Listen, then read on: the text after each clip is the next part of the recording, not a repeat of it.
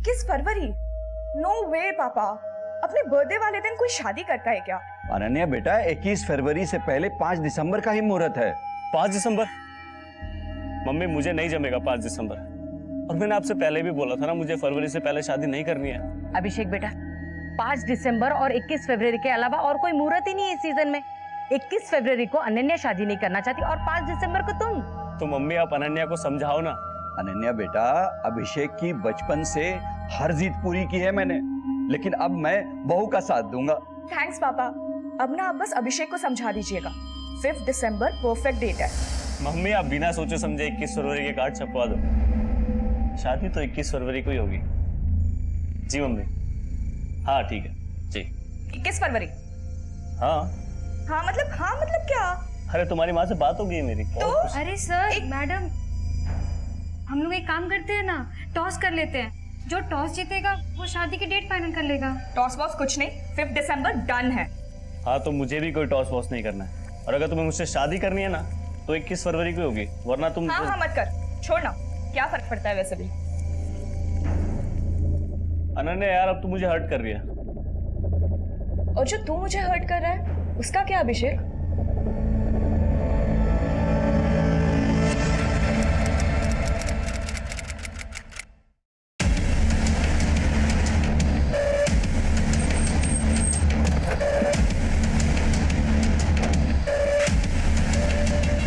Sir, इस तरह sir, लाश को देख के लग रहा है कि 2 मर्डर हुए हैं, लेकिन बॉडी एक ही मिली है।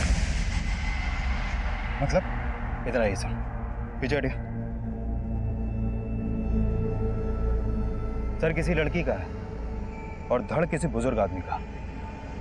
लड़की के कटे हुए सर को किसी आदमी के धड़ से जोड़ा गया है और लड़की के कटे हुए सर को चश्मा बना दिया गया। आसपास में ना तो किसी आदमी का सर मिला है और ना ही किसी लड़की का धड़। इस तरह का क्राइम सीन क्रिएट करके क्रिमिनल साबित क्या करना चाहता है? चश्मा निकालो। जच रहा है ना यहाँ पे बात? हाँ, चश्मा तो बढ़िया है। कितने का है?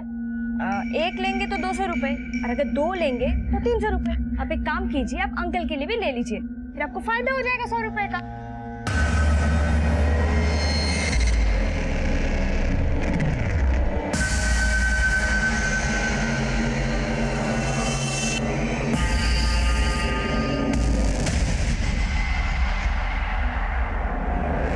क्यों आप मेरा रास्ता क्यों रोक रहे हो?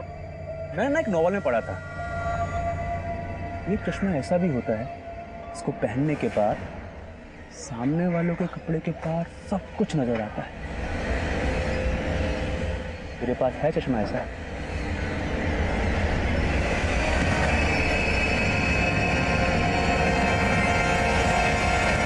सर, लड़की के सिर और आदमी के धड़ के बीच में ये लकड़ी का टुकड़ा धंसा हुआ मिला था। मतलब इस लकड़ी के सपोर्ट से दोनों लाशों को जोड़ा गया है।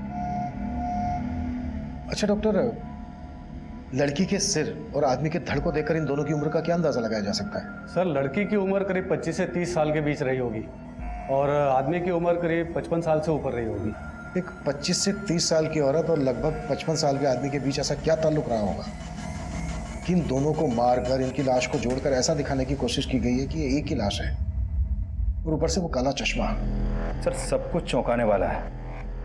ऐसा क्राइम तो कोई सरफरा ही कर सकता है। सरफरा नहीं, ये किसी बहुत ही दिमागदार आदमी का काम है, जिसने 2 मर्डर करके जानबूझकर ऐसा क्राइम सीन क्रिएट करने की कोशिश की है कि हम मर्डर के मोटिव को लेकर शुरुआत से कंफ्यूज हो जाए।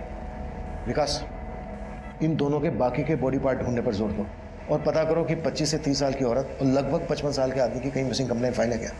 Okay sir. हाँ अंकल, कुछ पता नहीं चल रहा अंकल। ना अनन्या मैडम का फोन लग रहा है, ना अभिषेक सर का। संगीता बेटा, अभिषेक और अनन्या के दोस्तों से मालूम किया कि वो दोनों कहाँ गए थे? हाँ अंकल, सबको फोन किया, लेकिन दोनों को कोई खबर नहीं है। अब अंकल, वो अनन्या मैडम की मम्मी का फोन आ रहा है पीछे से, वो भी बहुत परेशान है। मैं आपको फोन करती हूँ 2 मिनट में। ठीक है बेटा। हेलो, हाँ आंटी। आंटी आप परेशान मत होइए, मैं अनन्या मैडम के बारे में पता करके बताती हूँ आपको। और अभिषेक, उसका कुछ पता चला क्या? नहीं, मेरा मतलब है अभिषेक सर और अनन्या मैडम दोनों के बारे में पता करके बताती हूँ, आप बस परेशान मत होइए। हाँ हाँ आंटी, आंटी मैं ना आपको पता करके बताती हूँ, हाँ बाद में फोन करती हूँ। ये अभिषेक भैया का नारियल पानी है। सर, सोनीपत के सेक्टर 7 के पुलिस स्टेशन में एक कपल की मिसिंग कंप्लेंट दर्ज हुई है। ये कपल सेक्टर 7 में ही रहता था। सर, लड़की का फोटो उस सर से मैच करता है जो हमें उस बुजुर्ग आदमी के धड़ के साथ मिला था।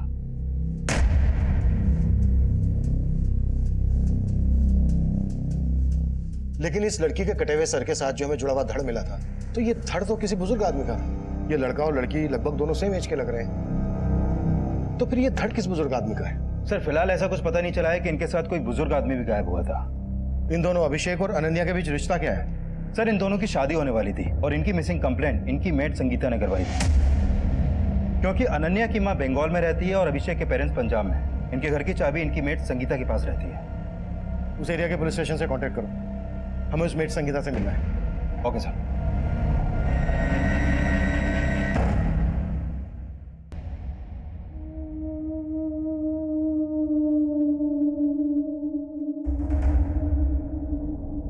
शर्मीन, बेटा मैंने तुझको पहले भी समझाया था बेटा, अब भी बोल रहा हूँ कि ये घर घर जाकर चश्मे बेचना बंद कर दे। बेटा 15 दिन बाद तेरा निकाह है, अब घर से ज्यादा बाहर मत रहा कर। अब बाहर जाने की कोई जरूरत नहीं बेटा। अब्बा, हमारा गुजारा ना मेरे घर बैठने से चलेगा और ना ही मेरी निगाह करके। और वैसे भी मुझे शादी नहीं करनी। अगर मैं शादी करके चली गई तो आपका क्या होगा? तू अभी तक अपना फर्ज निभाते आई है बेटा, अब मुझे मेरा फर्ज निभाने दे। मेरी फिक्र छोड़ दे बेटा। पर अब्बू, आज तो मुझे जाना ही होगा ना वहाँ पे। कंपनी वालों से मैंने एडवांस ले रखा है। बाकी जो चश्मे हैं वो बेच के पैसे चुकाने हैं मुझे। चलती हूँ।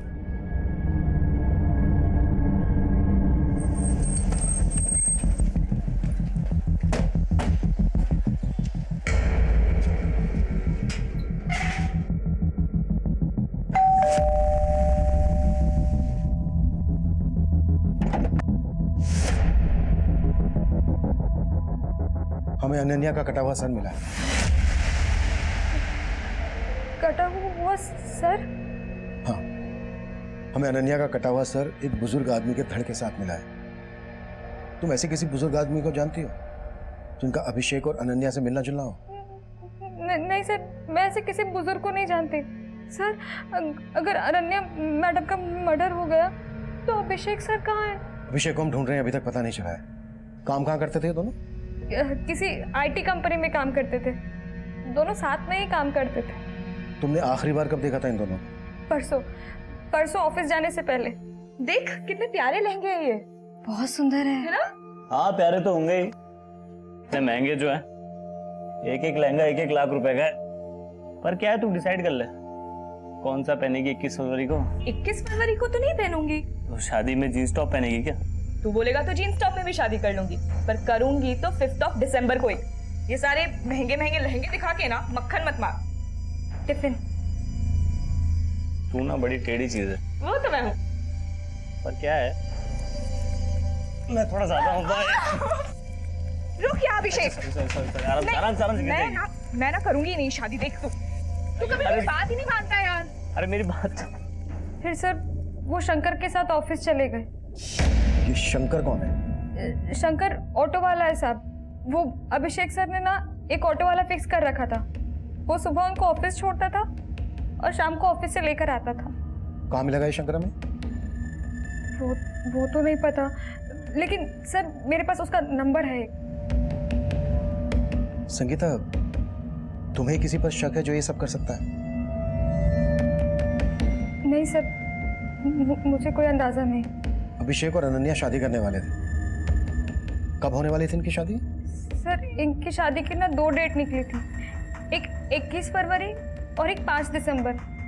दोनों तय नहीं कर पा रहे थे कि उनको किस दिन शादी करनी है।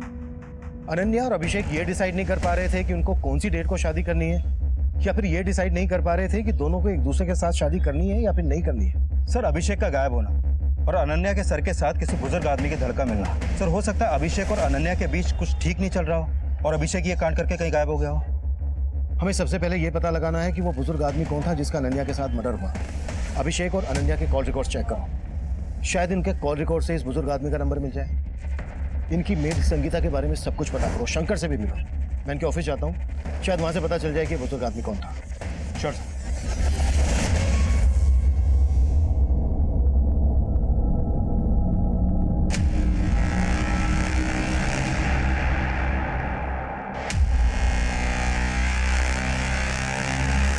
क्या चाहिए तुम लोगों को?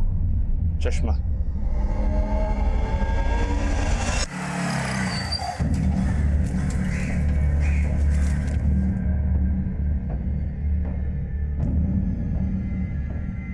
हाँ साहब, संगीता सही बोल रही थी। मैं अभिषेक भैया और अनन्या भाभी को रोजाना ऑफिस छोड़ने जाता था और उस दिन भी मैंने उनको ऑफिस छोड़ा था।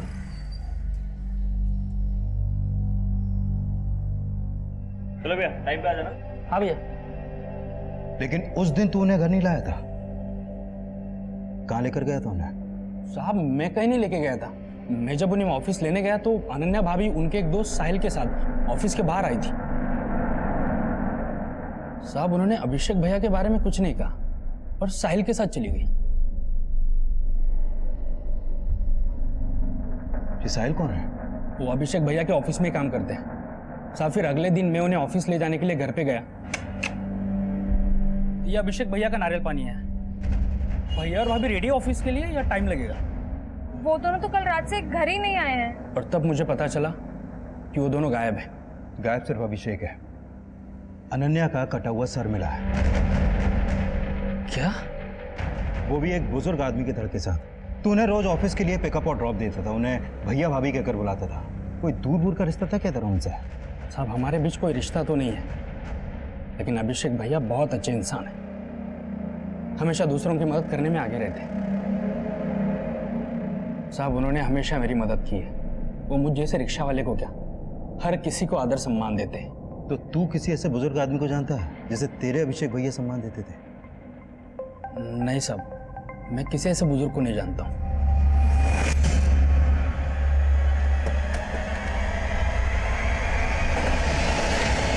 सर अभिषेक और अनन्या मेरे अंडर काम करते थे। आपके ऑफिस में कोई बुजुर्ग भी काम करते थे जो उनके साथ गायब है? बुजुर्ग नहीं सर। अच्छा, अभिषेक और अनन्या सिर्फ एक दूसरे के कलीग ही नहीं थे, बल्कि एक दूसरे से शादी करने वाले थे। इनका ऑफिस में किसी के साथ कोई झगड़ा, कोई इशू? नहीं सर, मुझे तो नहीं लगता। अभिषेक और अनन्या का आपस में कोई इशू? नहीं सर, अगर ऐसा कुछ होता तो वो शादी का फैसला क्यों लेते?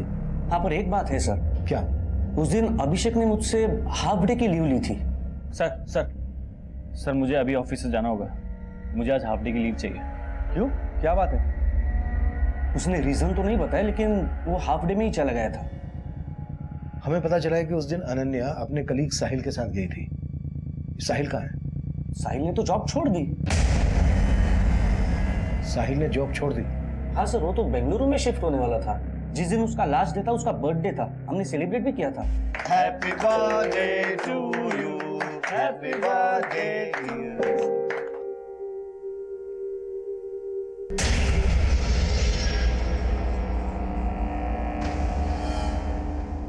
सर अभिषेक उस दिन काफी अपसेट था, लेकिन अनन्या काफी खुश लग रही थी। अभिषेक अपसेट क्यों था? साहिल की वजह से। बर्थडे पार्टी के बाद भी अनन्या और अभिषेक साहिल को लेकर ही बात कर रहे थे। अनन्या, मुझे कुछ नहीं सुनना साहिल के बारे में। अभिषेक, साहिल हमेशा के लिए बेंगलुरु जा रहा है, और वो सिर्फ मुझे ही नहीं, ऑफिस के बाद तुम्हें भी अपने घर बुला रहा है। देखो ना, मैं उसके घर जा रहा हूँ और ना तुम जाओगे, समझ गए? क्या हो भाई, आप लोगों ने शादी की न्यूज़ तो दे दी, लेकिन अभी तक इनविटेशन कार्ड नहीं दिया। तुम्हारे कहने का मतलब यह है कि अनन्या और अभिषेक के बीच जो अनबन थी वो साहिल की वजह से थी। तो क्या साहिल और अनन्या के बीच ऐसा कुछ था? सर अभिषेक, अनन्या और साहिल तीनों अच्छे दोस्त थे। इवन हमें तो लगता था कि अनन्या का साहिल से अफेयर है, लेकिन अभिषेक ने जब शादी वाली बात कही तो हम सब हैरान हो गए। लेकिन साहिल इस बात पर अपसेट था। सर साहिल, जब तुम कह चुके थे कि हमारे बीच में कुछ नहीं हो सकता है, सब खत्म हो गया है, तो अब अगर मैं अभिषेक से शादी कर रही हूँ तो तुम्हें क्या प्रॉब्लम हो रही है? अनन्या, तुम अभिषेक को जानती नहीं हो। मुझे अब भी तुम्हारी फिक्र है। अभी तो तुम्हें अभिषेक बहुत अच्छा लग रहा है, लेकिन बाद में तुम पछताने वाली हो। पछताओगी मतलब? उसके कान बनने से अपने डिसीजन बदल देगी। देख, समझा रहा हूँ तेरे को, हमारे बीच आने की कोशिश मत करना। अब मैं क्या कर लेगा बताओ तुझे। एक minute guys, please calm down. Sir तब तो बहुत गर्मा गर्मी थी अभिषेक और साहिल के बीच में, लेकिन साहिल बाद में उनका दोस्त बन गया था।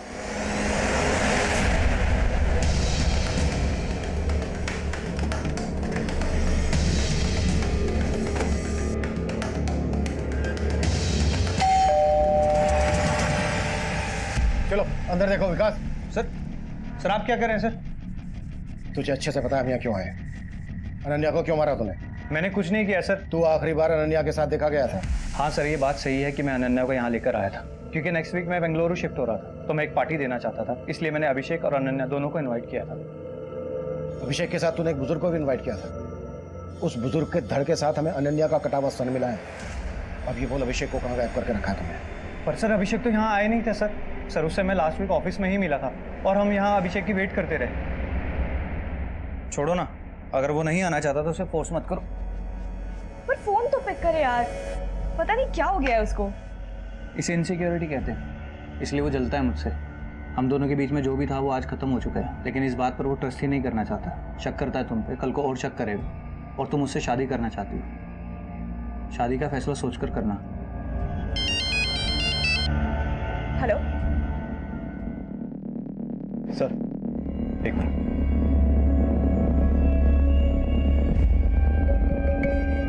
सर यहाँ कुछ भी सस्पिशियस नहीं मिला, लेकिन अब इस पर भरोसा नहीं कर सकते। उस रात की इसकी एक्टिविटीज चेक करो। Okay sir. मुझे ये भी लग रहा है अगर अनन्या का अभिषेक के अलावा इस साहिल से भी रिलेशन है, तो हो सकता है जिस बुजुर्ग आदमी का धड़ अनन्या के सर के साथ मिला, उसके साथ भी अनन्या का कोई रिश्ता हो, जिसके बारे में किसी को नहीं मालूम।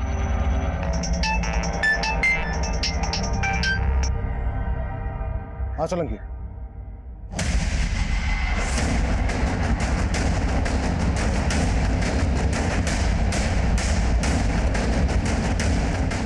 आइए सर ये बॉडी मिली है सर। इसने भी उसी तरह चश्मा पहन रखा है सर। इसका सर बुजुर्ग आदमी का है और धड़ किसी लड़की का है। ये देखिए सर, अभी 10-12 दिन पहले जब मैं गणेश नगर में पेट्रोलिंग कर रहा था तो ये बुजुर्ग मेरे पास भागे भागे आए थे और इन्होंने कहा था कि इनको किसी ने चाकू दिखाकर लूट लिया। सर मैं इनके साथ उस क्राइम स्पॉट पर भी गया था जहाँ पे इनको लूटा गया था। सर उस टाइम मुझे ये बुजुर्ग थोड़े अजीब लगे। मतलब अजीब क्या था इनमें? सर इनको अपने पर्स और चेन से ज्यादा अपने चश्मे की फिक्र थी। चश्मे की फिक्र? देखिए मुझे घड़ी चैन वगैरह कुछ अगर नहीं मिले तो चलेगा, लेकिन वो चश्मा मुझे मिलना चाहिए। सर उस टाइम ये थोड़े घबराए हुए लग रहे थे तो मैं इनको इनके घर छोड़ा है। ये मेरा बेटा है। क्या हुआ? जी वो किसी ने इनको चाकू दिखा के लूट लिया। क्या? किसने लूट लिया? वो हम लोग पता लगा लेंगे। फिलहाल आप इनको अंदर लेके जाइए, बहुत घबराए हुए हैं। और आप थाने आइए, रिपोर्ट लिखवा के जाइए। सर फिर वो लोग रिपोर्ट लिखवाने आए नहीं। सोलंकी कोई रिपोर्ट लिखवाने नहीं आया तो तुमने अपनी तरफ से पता नहीं किया? वो सर मैं उस टाइम किसी और केस में बिजी था तो दिमाग से निकल गया। लेकिन सर इनका नाम और नंबर मैंने ले लिया था। ये गणेश नगर में रहते हैं सर। इनका नाम विजेंद्र है। सर ये गणेश नगर तो अपने एरिया में आता है। अगर वो धड़ विजेंद्र जी का है जो हमें 3 दिन पहले अनन्या के सर के साथ मिला, इसका मतलब इनकी मौत 3 दिन पहले ही हो गई थी। तो फिर विजेंद्र जी के घर वालों ने इनकी मिसिंग कंप्लेंट क्यों नहीं दर्ज करवाई? और ये सोलंकी बोल रहा है कि इन्हें अपने पैसे, चैन, इन सबसे ज्यादा अपने चश्मे की फिक्र थी। चश्मे की फिक्र? और दोनों क्राइम सीन पर हमें चश्मे मिले। Sir excuse me sir. Hello, ठीक है सर। अभिषेक और अनन्या के पेरेंट्स सोनीपत आ गए। विकास तुम अनन्या और अभिषेक के पेरेंट्स और बाकी सबसे पता करो कि इन बुजुर्ग का अभिषेक और अनन्या से क्या कनेक्शन हो सकता है। मैं सोलंकी के साथ इनके घर जाता हूँ और वहां से इनका एक प्रॉपर फोटो भेजता हूँ तुम्हें। श्योर साहब।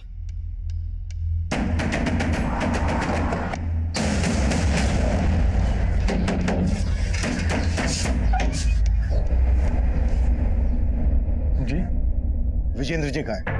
सर वो पापा तो हरिद्वार गए हुए हैं। हरिद्वार नहीं गए, मर्डर हो गया उनका। क्या? ये क्या बोल रहे हैं सर आप? हाँ, और काफी टाइम हो गया मर्डर को। अब ये बोलो कि तुम लोग छुपा क्या रहे हो हमसे? सर हम कुछ नहीं छिपा रहे सर। पापा 5 दिन पहले ही हरिद्वार जाने का बोल के ही गए थे सर। हरिद्वार किसी के साथ गए थे? नहीं सर, अकेले ही गए थे।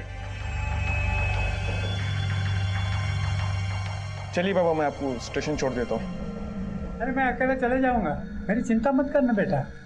उन्हें एक आदमी ने लूटा था, इन्होंने बोला था रिपोर्ट लिखवाने आने के लिए। आई क्यों नहीं? सर वो पापा ने मना कर दिया था रिपोर्ट ना लिखवाने के लिए। पापा शिकंजी। हाँ बेटा। पापा आप आराम कीजिए, मैं थाने जाके रिपोर्ट लिखवा के आता हूँ। अरे थाने जाने की कोई जरूरत नहीं बेटा, जो हो गया सो हो गया। क्या? लेकिन वो तो मुझे अपने मोबाइल और पैसों से ज्यादा अपना चश्मा ढूंढने पे जोर दे रहे थे। बोल रहे थे कि उनको उनकी पत्नी ने गिफ्ट किया, और तुम बोल रहे हो कि उन्होंने खुद रिपोर्ट लिखवाने से मना कर दिया। हाँ सर, उन्होंने खुद रिपोर्ट लिखवाने से मना कर दिया था। और मेरी मम्मी को गुजरे तो 10 साल हो चुके हैं सर। और जहाँ तक मुझे पता है, मम्मी ने कोई पापा को चश्मा गिफ्ट नहीं किया होगा। लेकिन हाँ सर, कुछ दिनों से पापा ना घर से निकलते हो कि काला चश्मा पहन के निकलते थे।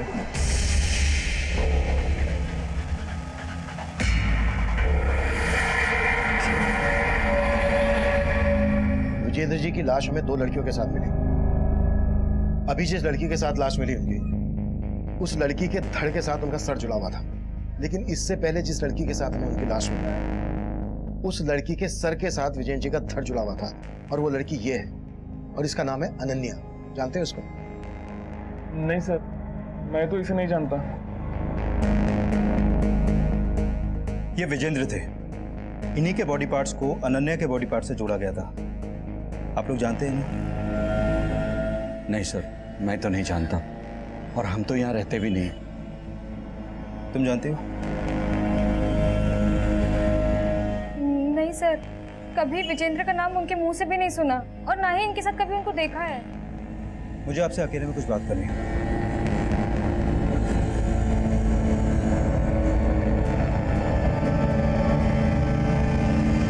देखिए, मैं सुनने में आया है कि अनन्या और अभिषेक के बीच में सब कुछ ठीक नहीं था।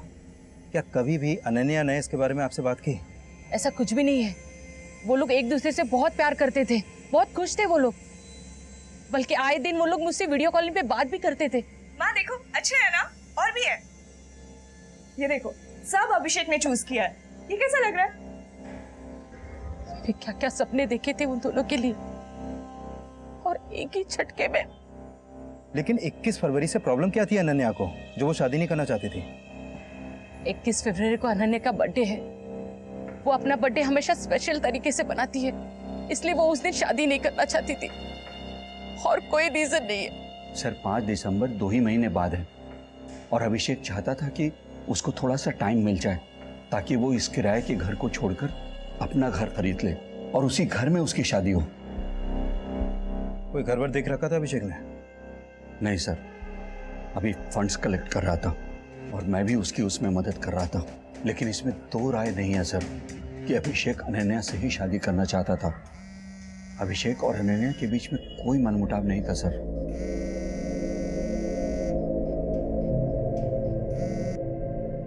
हेलो, हाँ, अभी सब कुछ कंट्रोल में है यहाँ पे, लेकिन यहाँ पे फिर से आने की कोई गलती मत करना, वरना तुम भी फंसोगे और मैं भी फंसूंगी।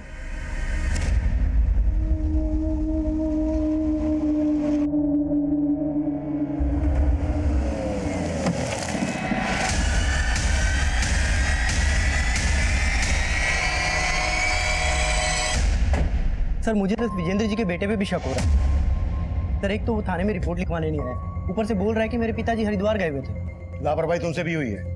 वो नहीं आए तो भूल गए उस चोर को जिसने विजेंद्र को लूटा था? सर, मैं गया था विजेंद्र जी के साथ उस जगह। सर, मैंने देखा था वहाँ पे कोई सीसीटीवी नहीं था। सर, विजेंद्र जी ने उस चोर का हुलिया बताया था। बोला था कि उसने अपना मुंह ढका हुआ था, उसकी आंखें भूरे रंग की थी। तो अब ढूंढो उस भूरी आंख वाले चोर को, शायद वहां से हमें कोई लीड मिल जाए, और इस बार कोई कोताही नहीं होनी चाहिए। जी सर। सर, अभिषेक और अनन्या के कॉल रिकॉर्ड में भी विजेंद्र जी का नंबर नहीं मिला, लेकिन दोनों के फोन मुरथल में बंद हुए।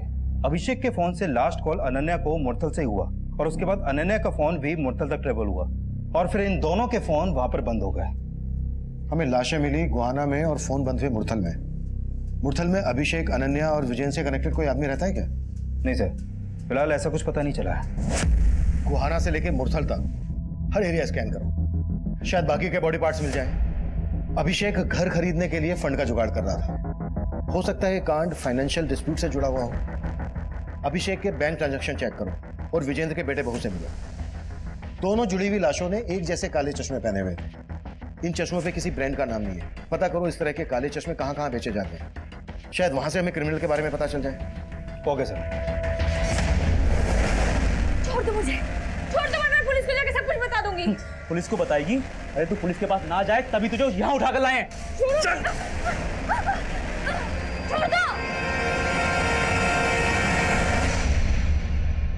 सर, पोस्टमार्टम करने वाले डॉक्टर से एक चौंकाने वाली बात पता चली है। क्या? विजेंद्र जी के सर के साथ जो धड़ हमें मिला था वो धड़ अनन्या का है ही नहीं। व्हाट? हाँ सर, अनन्या का सर उस धड़ के ब्लड सैंपल से मैच ही नहीं करता है। लेकिन सर, अनन्या के सर के साथ जो धड़ हमें मिला था वो धड़ विजेंद्र जी के सर के ब्लड सैंपल से मैच करता है। मतलब विजेंद्र जी के साथ अनन्या के अलावा किसी और लड़की की भी हत्या हुई है? हाँ सर, और उस लड़की की उम्र 22 से 25 साल के बीच की होगी। ये केस वाकई में अफेयर और रंजिश का है या फिर किसी साइको और सीरियल किलर का काम है? सर ये अभिषेक की बैंक स्टेटमेंट। अभिषेक और अनन्या के मोबाइल फोन 7 सितंबर को रात 9 बजे बंद हुए थे और अभिषेक के अकाउंट से 8 सितंबर की सुबह को 40,000 रुपए निकाले गए। इसका मतलब अभिषेक के गायब होने के बाद पैसे निकाले गए और अभिषेक के अकाउंट से पैसे निकाले गए हैं सोनीपत के सेक्टर 11 के एटीएम से। विकास, उस एटीएम की फुटेज निकालो। सर। और उस चोर का पता चला जिसने विजेंद्र को लूटा था? नहीं सर, मैंने कई हिस्ट्री शीटर्स को खंगाला है, लेकिन सर कुछ आइडिया नहीं लग रहा। प्लीज मुझे जाने दो, मैं तुम्हारे आगे हाथ जोड़ रही हूँ, मुझे जाने दो। तुझे तभी जाने देंगे जब तू मेरी बात मानेगी, समझी? जैसा मैं बोलूंगा वैसा ही करेगी। चल।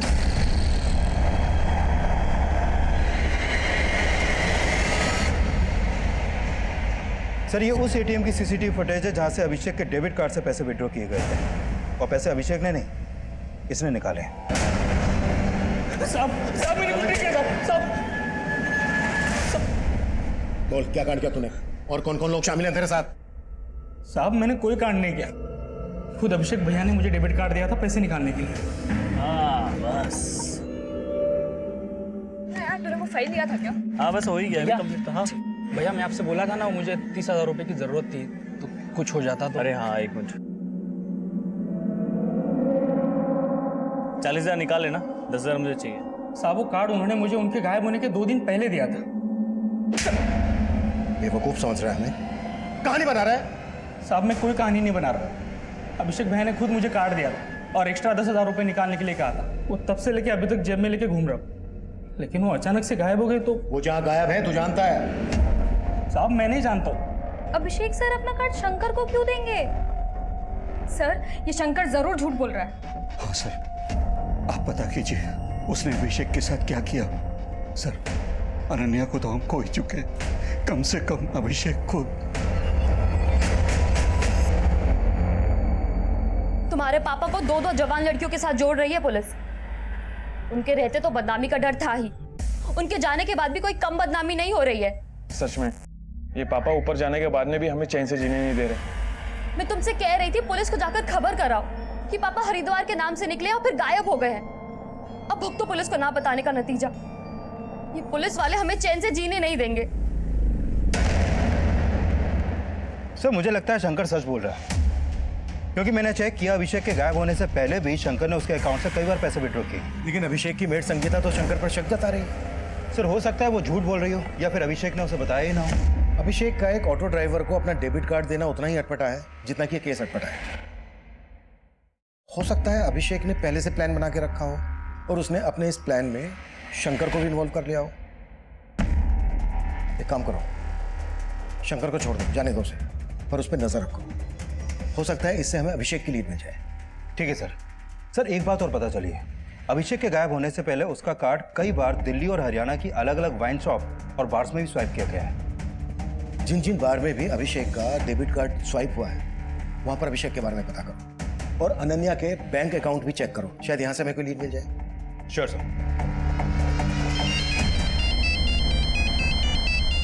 Ketan sir. Hello hello Sahil, Ketan बोल रहा हूँ। बेंगलुरु जाने की तैयारी हो गई? सर, आप क्यों जले पे नमक छिड़क रहे हैं? पहले ही पुलिस वालों ने मुझे शहर से बाहर जाने को मना किया है। सारा प्लान चौपट हो गया है। पर मुझे तो लगता है इन सबके चक्कर में ना बेंगलुरु की जॉब हाथ से ना चली जाए। टेंशन मत लेना, वहाँ की जॉब हाथ से निकल गई ना तो अपनी कंपनी में काम करने वापस आ जाना, ठीक है? Okay sir.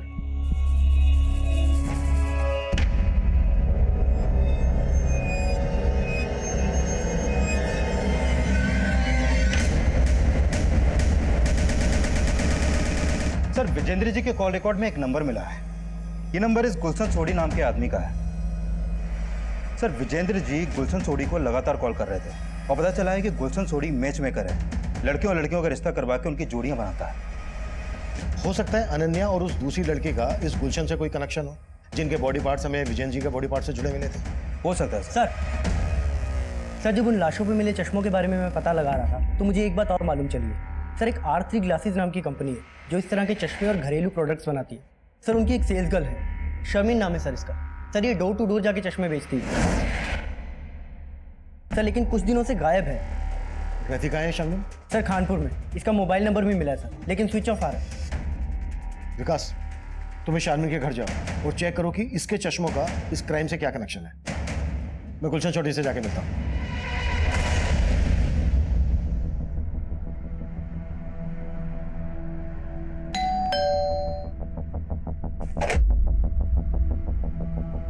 जी गुलशन चौधरी। जी सर। हमें विजेंद्र जी के बारे में बात कर रहे हैं। हाँ साहब, मेरी बेटी शर्मिन चश्मे बेचती है, मगर आप ये सब क्यों पूछ रहे हैं? कहाँ है वो? बुलाइए उसको, बात करनी है। बात दरअसल वो कई दिनों से घर नहीं आई है। अगर शर्मिन इतने दिनों से गायब है तो उसकी मिसिंग कंप्लेंट क्यों नहीं दर्ज करवाई आपने? साहब दरअसल 1 हफ्ते बाद उसका निकाह था, क्या अचानक वो गायब हो गई? उसको ढूंढते साहब, कहीं से उसको ढूंढते। जी वो विजेंद्र जी तकरीबन 3 महीने पहले मिले थे मुझे। दरअसल वो शादी करना चाहते थे। विजेंद्र जी शादी करना चाहते थे? हाँ जी। अच्छा, आपने उनका किसी के साथ रिश्ता करवाया था? जी मैंने उनको उनकी उम्र की काफ़ी सारी औरतों की फोटोएं दिखाई थी। ये देखिए सर, ये सारी औरतें आपकी तरह सेकंड इनिंग की शुरुआत करना चाहती हैं। Second inning? नहीं नहीं नहीं नहीं नहीं, मैं ऐसे औरत से शादी करना चाहता हूँ जिसकी अभी तक शादी हुई ना हो। पर उनकी मांग जानकर मैं तो खुद परेशान हो गया। फिर मैंने उनको बताया कि जैसे कोई ऐसा रिश्ता आएगा तो फिर मैं आपको इन्फॉर्म कर दूंगा। हमें उनकी लाश 2 जवान लड़कियों के साथ मिली है। लाश? हाँ, और उनमें से एक लड़की ये थी। इसका नाम है अनन्या। आप जानते हैं इसको? जी नहीं, मैं नहीं जानता इसको। किसी दूसरी जवान लड़की के साथ रिश्ते की बात करवाई थी इनकी? सर जी कोई पला जवान लड़की इतने बुजुर्ग आदमी के साथ शादी क्यों करेगी? अच्छा, विजेंद्र जी शादी करना चाहते थे, ये बात उनके घर वालों को मालूम थी? नहीं जी, मुझे तो विजेंद्र जी अकेले ही मिलने आते थे। ये शर्मिन नाम की लड़की भी शादी करना चाहती थी। आप जानते हैं इसको? नहीं सर, मैं नहीं जानता। सर पापा इस उम्र में शादी क्यों करेंगे? जरूर आपको कोई गलत इन्फॉर्मेशन मिली है सर। तुम्हारे पापा गुलशन सोडी नाम के मैच मेकर से मिल रहे थे लगातार। ये गुलशन ही तुम्हारे पापा के लिए रिश्ते ढूंढ रहा था। ये सब झूठ है सर। पापा तो मम्मी से बहुत प्यार करते थे सर। देखो, अगर हमसे कुछ भी छुपा रहे हो तो सच बोल दो, वरना तुम्हें बहुत परेशानी होगी। हम आपसे कुछ नहीं छुपा रहे सर। जरूर है मेरे पापा को बदनाम करने की चाल है। वो गुलशन आपसे झूठ बोल रहा होगा सर।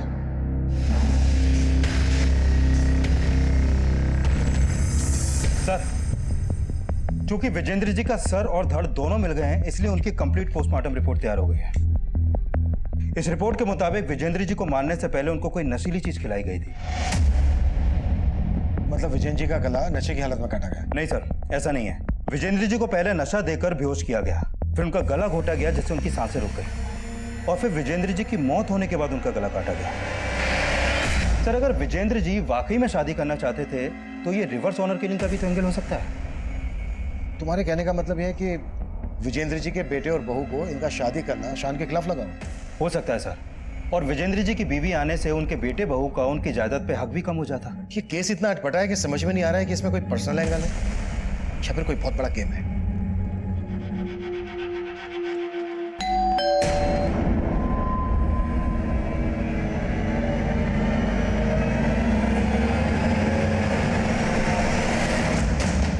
सर, मुझे लगता है ये केस पर्सनल एंगल से ही क्रैक हो सकता है।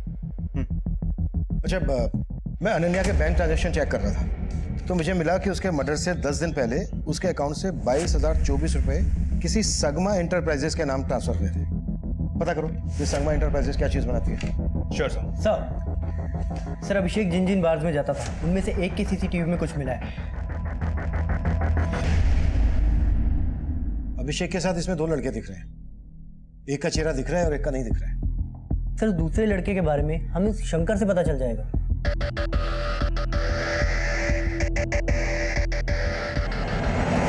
साहब ये अभिषेक भैया के दोस्त थे, लेकिन मैं इन्हें नहीं जानता।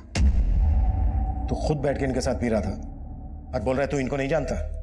साहब तब मैं अभिषेक भैया को सिगरेट देने गया था। अरे भाई जैसा तुम्हारे। भैया आपका सिगरेट। हाँ तू भी बैठ जा। अरे नहीं भैया, मैं कैसे पी सकता हूँ, आपको घर पे छोड़ना है। अरे बैठ ना, इधर आ। और भैया ने जबरदस्ती बिठा लिया मुझे। इसका स्केच बनवा सकता है? साहब पहले और आखिरी बार मिला था, कुछ याद नहीं आ रहा है। सोलंकी, इसकी याददाश्त चली गई है, जरा याददाश्त वापस लाने में इसकी मदद कर। साहब मुझे सच में नहीं मालूम है। साहब सच कह रहा हूं, साहब मुझे नहीं मालूम। सर अनन्या के बैंक अकाउंट से जिस संगमा इंटरप्राइजेस कंपनी को पैसे ट्रांसफर हुए थे, वो कंपनी सीसीटीवी कैमरा और हिडन कैमरा इंस्टॉल करने का काम करती है। मैंने उधर बात की तो पता चला कि अनन्या ने अपने घर में सीसीटीवी कैमरा नहीं बल्कि हिडन कैमरा इंस्टॉल करवाए थे। Hidden camera? हाँ सर, और वो कैमरे अनन्या ने खुद इंस्टॉल करवाए थे।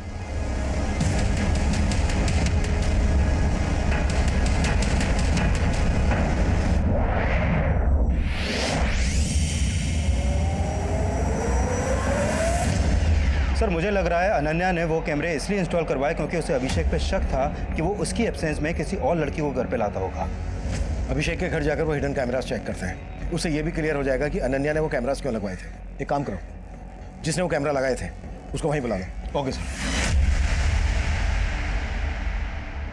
विद्या जी, हम लोगों को पंजाब जाना बहुत ज़रूरी है और हम लोग चाहते हैं कि आप भी हमारे साथ चलें।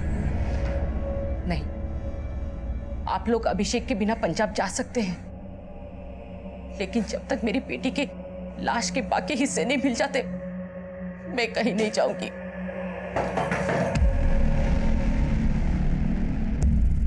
हमें यहाँ की तलाशी लेनी है।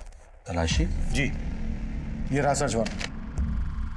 बताइए कहाँ पर आपने हिडन कैमरा स्टोर किया? जी।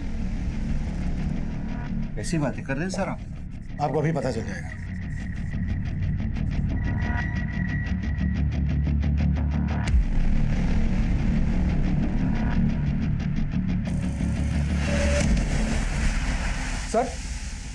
सर हमने जो कैमराज लगाए थे वो गायब है।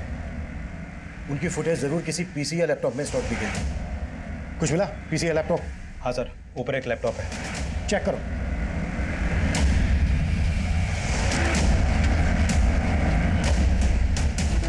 सर इसमें कोई फुटेज नहीं है। जब मुझे ये नहीं पता कि कैमरा लगवाया किसने, तो ये कैसे पता होगा कि किसने निकलवाया सर? तुम यहाँ पर अनन्या के आने के पहले से ही काम कर रही थी, है ना? जी सर। क्या अभिषेक पहले यहाँ पर किसी लड़की के साथ? नहीं सर, अभिषेक सर वैसे नहीं थे जैसा आप सोच रहे हैं। हो सकता है संगीता भी शंकर की तरह अभिषेक की वफादारी कर रही हो। लेकिन सर शंकर तो कुछ उगल ही नहीं रहा और संगीता के खिलाफ भी अभी तक कुछ नहीं मिला है।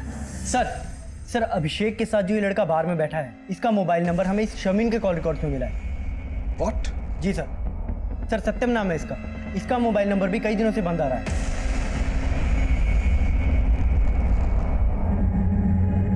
तो ये जो दूसरा आदमी है ये सत्यम से कनेक्टेड होगा और इन दोनों से हमें अभिषेक की लीड मिल सकती है। कहाँ रहता है सत्यम? सर खानपुर में, जहाँ पर शर्मीन का भी घर है।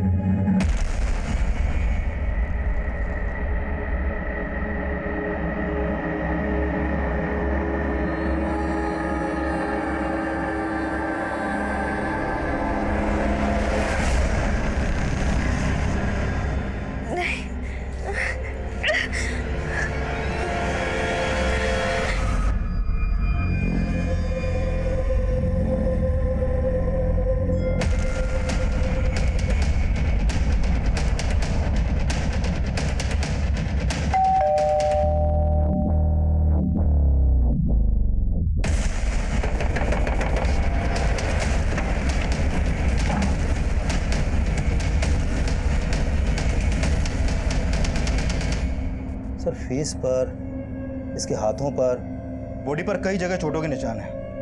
ऐसा लग रहा है जैसे इसको मार पड़ी हो। लेकिन दरवाजा अंदर से लॉक था। इसने वाकई में सुसाइड किया है? और ये फांसी की रस्सी कुछ अजीब नहीं लग रही? सर जी, ये राजू है, सत्यम का पड़ोसी।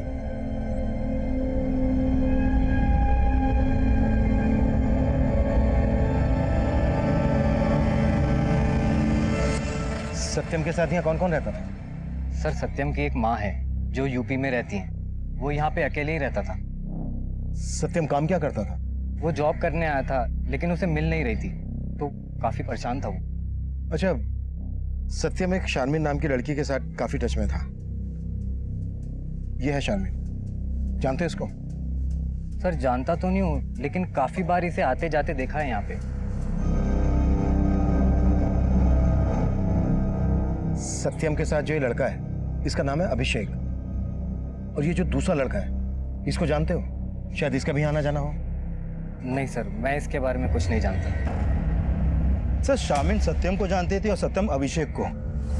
कहीं ऐसा तो नहीं कि अभिषेक का शामिन से अफेयर हो, जिसके लिए अनन्या ने अपने घर में कैमरा इंस्टॉल करवाया और अब शायद शामिन अभिषेक के साथ गायब है। लेकिन शारमिन अभिषेक के साथ गायब है या अकेली गायब है, ये कंफर्म कैसे होगा? और इस सबके बीच में सत्यम की मौत का क्या राज है?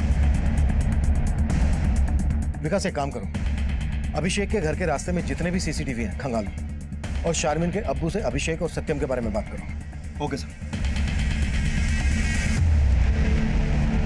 नहीं साहब, मैं इनमें से किसी को नहीं जानता और मेरी बेटी या किसी के साथ कोई चक्कर नहीं था।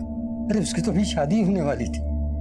मेरी बच्ची को ढूंढने दीजिए साहब, उसने कुछ गलत नहीं किया है, लेकिन उसके साथ जरूर कुछ गलत हो रहा है। न जाने मेरी बच्ची कहाँ किस हाल में होगी।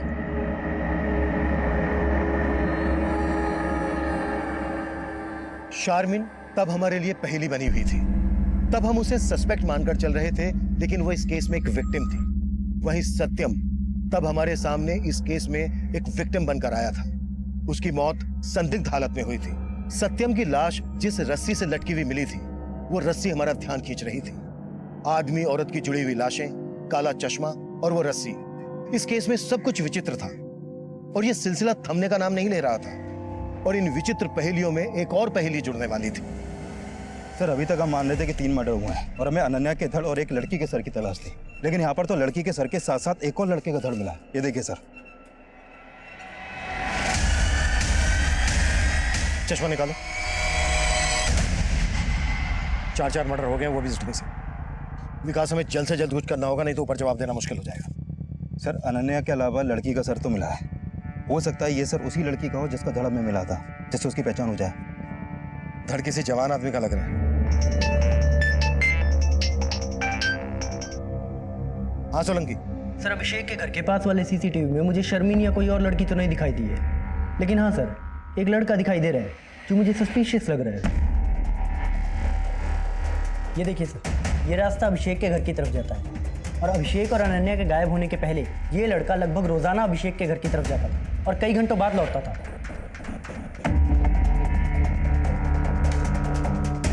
सोलंकी, इसके बारे में जल्दी पता करो। सर। विकास, सत्यम के कॉल रिकॉर्ड्स चेक करो और पता करो कि उसके कॉल रिकॉर्ड्स में इस लड़के की शक्ल वाले किसी आदमी का नंबर है क्या। हो सकता है ये लड़का वही हो जो बार में अभिषेक और सत्यम के साथ बैठा था। Okay sir.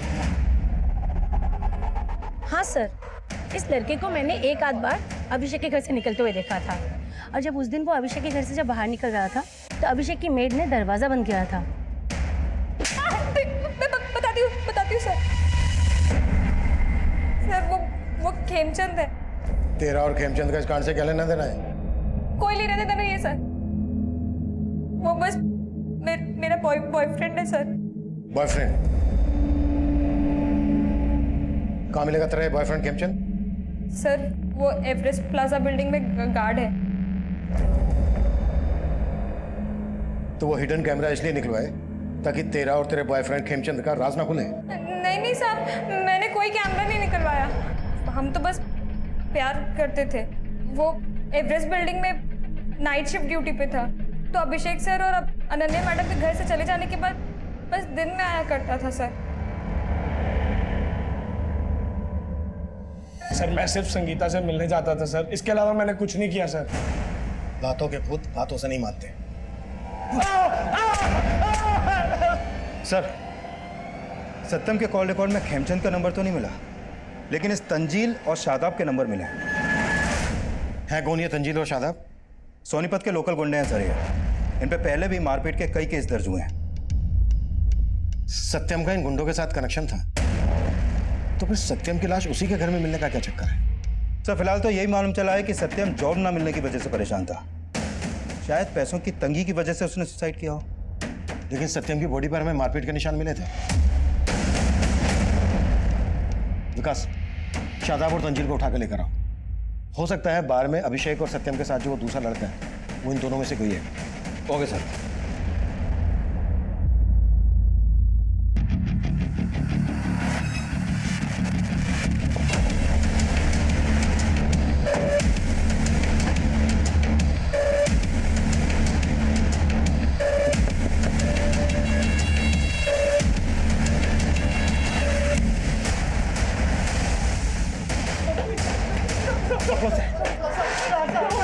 लेके चलो इसे।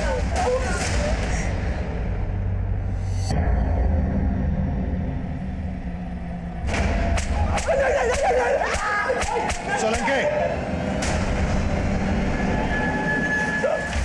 साहब हमने किसी को नहीं मारा साहब। मैं शर्मिन को पसंद करता था साहब, और वो सत्यम को चाहती थी, उससे निकाह करना चाहती थी, इसलिए हमने उसको उठा लिया साहब।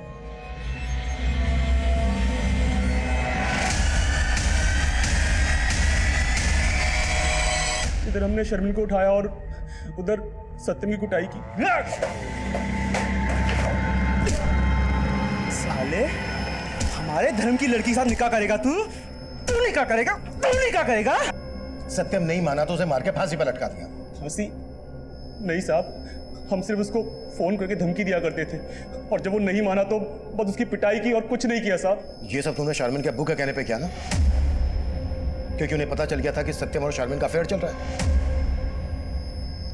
नहीं सर, शारमिन के अब्बू तो उसका निकाह किसी और से कराना चाहते थे, और शर्मिन को मैं पसंद करता था, इसलिए शर्मिन को मैंने निकाह के लिए बोला था। सत्यम को भूल और मुझसे निकाह कर ले। प्यार करती हूँ मैं उसे। दूसरे धर्म का है वो। तेरा निकाह मुझसे होगा, नहीं तो मैं किसी से नहीं होने दूंगा। समझी? सोलंके, तंजील और शादाब ने जो बयान दिए थे उनके बयान से इन जुड़ी हुई लाशों के राज नहीं खुल रहे थे। और शारमिन से हमारा बात करना इसलिए भी जरूरी था क्योंकि शारमिन जिस तरह के काले चश्मे बेचा करती थी उसी तरह के काले चश्मे इन जुड़ी हुई लाशों ने भी पहने हुए थे। लेकिन तंजील और शादाब की हैवानियत का शिकार होने के बाद फिलहाल वो इस कंडीशन में नहीं थी कि बयान दे सके। अब इस केस में एक नया सिरा खुलने वाला था, और ये सिरा हमारी इन्वेस्टिगेशन की नई दिशा तय करने वाला था। सर, जिस दूसरी लड़की का सर में मिला था उसको इस गुलशन के एक पड़ोसी ने आइडेंटिफाई किया है। सर, उस आदमी ने बताया कि उसने इस लड़की को गुलशन के घर में कई बार जाते हुए देखा है, और सर विजेंद्र जी का बेटा नमन भी कुछ दिन पहले गुलशन के घर में देखा गया।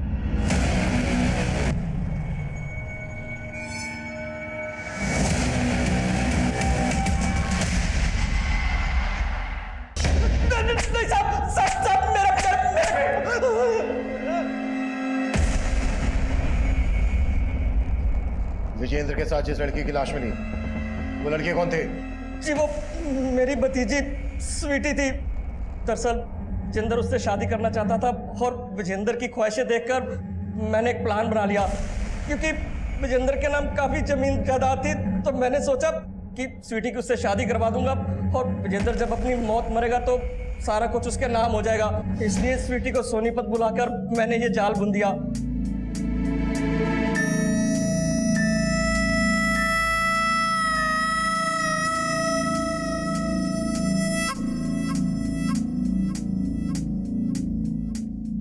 और देखते देखते वो स्वीटी पर लट्टू हो गया। वो उसको घुमाने लगी, और पिछले दिनों वो स्वीटी को पार्टी पर भी लेकर गया था। कौन सी पार्टी? जी वो तो मेरे को मालूम नहीं है, पर जब से वो गई है तब से लौटी नहीं। मैं उसकी मिसिंग कंप्लेंट लिखवाता तो खुद भी फंस सकता था, इसलिए मैं चुप्पी मारकर बैठ गया साहब। विजेंद्र का बेटा नमन भी तेरे से मिलने आता था? क्यों मिलने आता था? साहब आपके मिलने के बाद आया था वो। जी कहिए। मैं जानता हूँ कि तुम एक लड़की के साथ मिलकर मेरे पापा विजेंद्र को घुमा रहे हो। बोलो कौन है वो लड़की? भाई कौन सी लड़की? तुम्हें कोई गलतफहमी हो गई है। मैं किसी लड़की बड़की को नहीं जानता। मैंने उसको झूठ बोला था क्योंकि साहब मैं डर गया था कि वो आपको कुछ बता ना दे। सर मुझे नहीं मालूम कि मेरे पापा किसी लड़की से मिल रहे थे।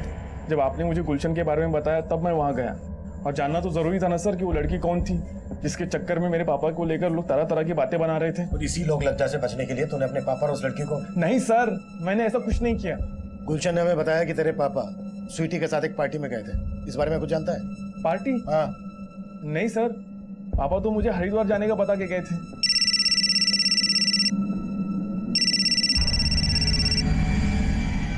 हाँ सोलंकी। सर शर्मीन को हॉस्पिटल से डिस्चार्ज कर दिया गया है। अब वो घर पे है और हम उससे बात कर सकते हैं। ठीक है। मैंने अब्बू को ये नहीं बताया था कि मैं सत्यम से प्यार करती थी, क्योंकि वो अलग धर्म का था ना। और मुझे ये नहीं पता था कि तंजील और शादाब मिलके मेरे साथ ऐसा करेंगे।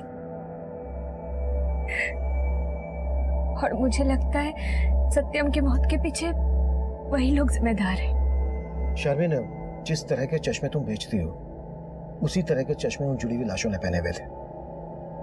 अब हमसे कुछ भी छिपाए बिना सब कुछ सच सच बता दो। अनन्या, विजेंद्र जी और स्वीटी, इनमें से किसी को जानती हो? विजेंद्र जी और स्वीटी को तो मैं जानती हूँ। सत्यम जहाँ जॉगिंग करने जाता था विजेंद्र जी भी वही आते थे। दोनों की दोस्ती भी हो गई थी। और सत्यम ने मुझे एक बार स्वीटी और विजेंद्र जी दोनों से मिलवाया था। और उस दिन स्वीटी ने मेरे से चश्मा लेके विजेंद्र जी को गिफ्ट किया था। सत्यम अभिषेक को भी जानता था। और सत्यम और अभिषेक के साथ ये जो लड़का है, इसको जानती हो? नहीं सर, मैं इनको नहीं जानती। 5 सितंबर को विजेंद्र जी और स्वीटी एक पार्टी में गए थे। इस बारे में कुछ जानती हो? हाँ, 5 सितंबर को तो सत्यम मुरथल में कहीं गया था। शायद विजेंद्र जी और स्वीटी भी वही जाने वाले थे।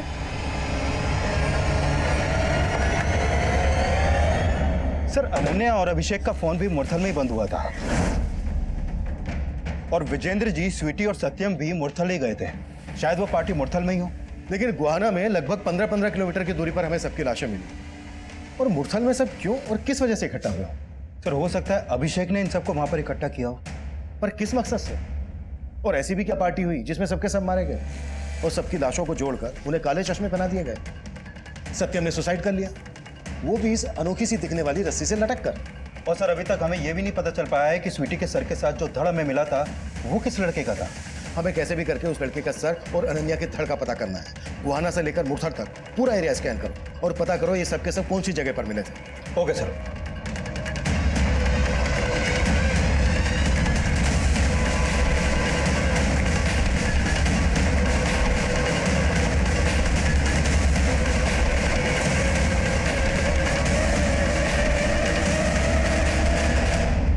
तो अभिषेक है। अभिषेक को हम सस्पेक्ट मानने की गलती कर रहे थे, लेकिन तब यह साफ हो गया था कि अभिषेक, अनन्या, विजेंद्र और स्वीटी का मर्डर हुआ था। और सत्यम की पोस्टमार्टम रिपोर्ट से भी यह साफ हो गया था कि सत्यम ने सुसाइड किया था। बाकी के विक्टिम्स की पोस्टमार्टम रिपोर्ट और फोरेंसिक रिपोर्ट इस केस में नए राज खोलने वाली थी। अभिषेक, अनन्या, विजेंद्र जी और स्वीटी, इन सबकी पोस्टमार्टम रिपोर्ट के मुताबिक इन सबको मारने से पहले बेहोशी की दवा दी गई और फिर इनका गला घोटा गया, जिनसे इनकी मौत हो गई।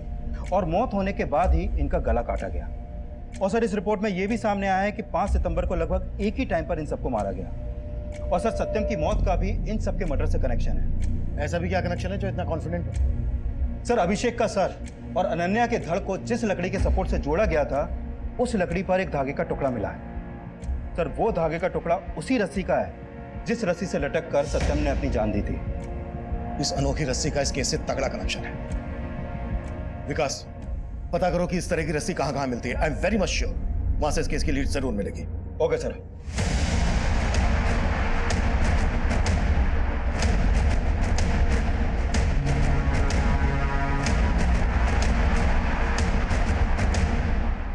नहीं सर, ऐसी रस्सी कोई सप्लायर नहीं बनाता। पर हाँ, कुछ दिन पहले ही एक आदमी ने हमसे ऑर्डर करके खुद इस डिज़ाइन की रस्सी बनवाई थी। मेरी ये सिद्ध माला आपकी हर परेशानी को दूर कर देगी। एक बार अवश्य आजमाइए। चलो मेरे साथ। क्या बदतमीजी है ये? रस्सियां बनवाई तो क्या हत्यारा हो गया मैं? छोड़िए मुझे। अब तो छूटने नहीं वाला है। मुरथल में फार्म हाउस है ना तेरा? 5 सितंबर को पार्टी भी दी थी तूने। कौन कौन लोग थे तेरे साथ? किसके कहने पे ये कांड किया?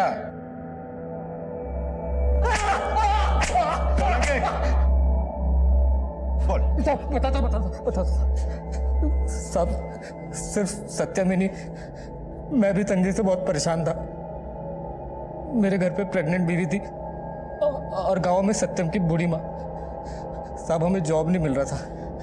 हताश होकर एक दिन हम एक बार में गए। वहाँ हमारी मुलाकात अभिषेक से हुई। वो अक्सर उस बार में आता था।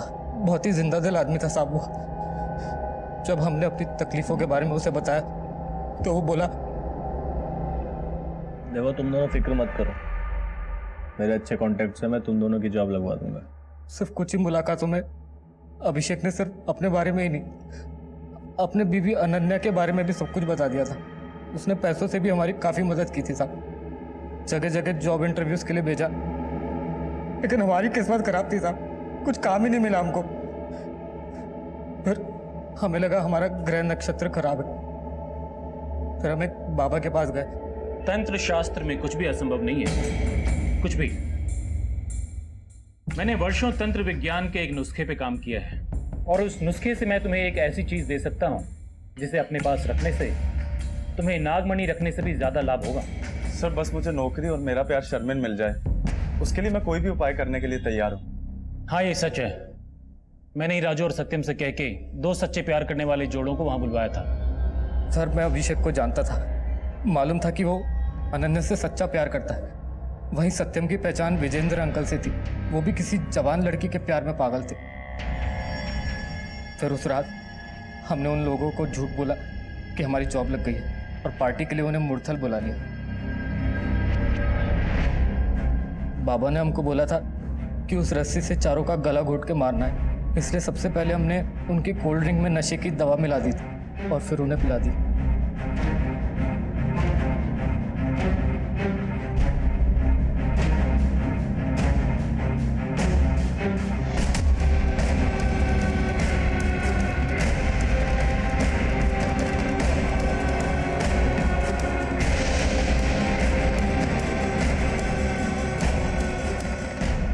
बहुत अच्छे, अब तुम दोनों मिलकर इन सबके शरीर से इनका सर अलग कर दो और उसके बाद जोड़ियां बनाओ, प्रेमी और प्रेमिका की। प्रेमी का सर उसकी प्रेमिका के शरीर से लगाओ और प्रेमिका का शरीर उसकी प्रेमी के सर से, और उसके बाद तुम अपनी प्रेमिका की कोई प्यारी निशानी इन सब के ऊपर रखो। वो शर्मिन चश्मे बेचती है, मैं ना 4 काले चश्मे लाया हूँ, अगर आप कहें तो पहना दूं मैं? हाँ ये उचित रहेगा। और उसके बाद इन सब के शरीर को उत्तर दक्षिण पूरब पश्चिम चारों दिशाओं में अलग अलग स्थान पे फेंक के आओ। मैं तब तक इस यज्ञ की रस्सी को पवित्र करता हूं।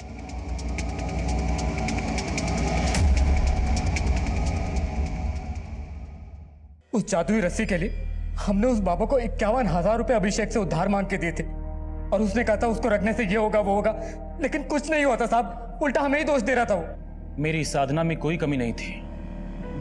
पहले तो मुझे लगा था शायद उनके प्रेम में कोई त्रुटि थी, उनका प्यार सच्चा था ही नहीं, शायद इसलिए मेरी रस्सी का असर नहीं दिखा।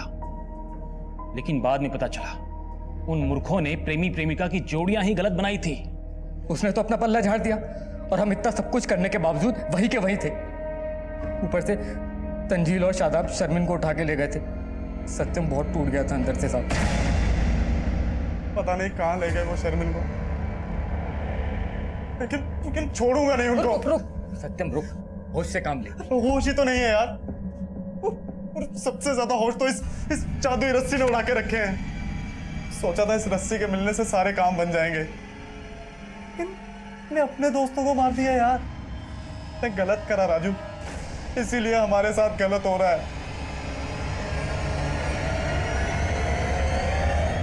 हम दोनों बहुत शर्मिंदा थे साहब, लेकिन मुझे नहीं पता था कि सत्यम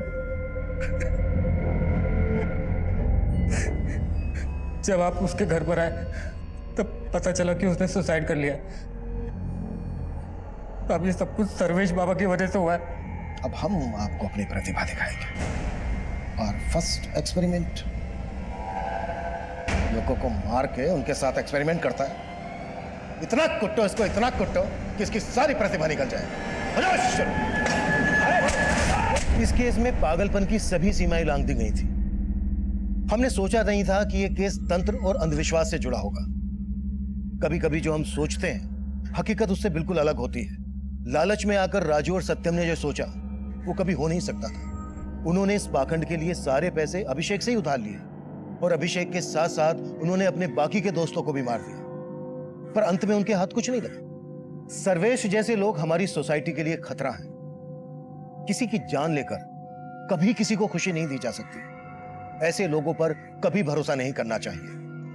किसी को जाने समझे बिना उससे मुस्कुराकर हाथ मिला लेना अच्छा है, जरूरतमंदों की मदद कर देना और भी अच्छा है, पर किसी से दोस्ती करने से पहले एक बार उसके अंदर झांक कर देख लेना बेहद जरूरी है। अगर अभिषेक और विजेंद्र ने सत्यम और राजू को सही से समझने की कोशिश की होती तो उन्हें इस अपराध की दस्तक मिल गई होती, इससे बचा जा सकता था। अब मैं सीनियर इंस्पेक्टर अभिमन्यु जिंदल आप लोगों से विदा लेता हूं। आपसे फिर मुलाकात होगी एक नए केस के साथ। स्वस्थ रहिए, सतर्क रहिए और देखते रहिए क्राइम पेट्रोल दस्तक। मकसद बताना नहीं, बचाना है।